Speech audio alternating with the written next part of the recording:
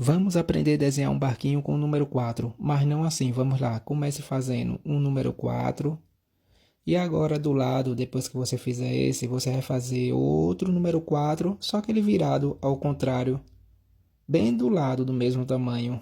Agora embaixo você vai puxar essa linha horizontal, deixando essa parte em cima.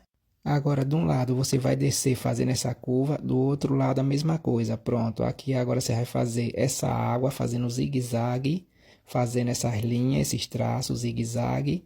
E aqui essa outra linha horizontal, um pouco em cima. E agora vai fazendo esses círculos.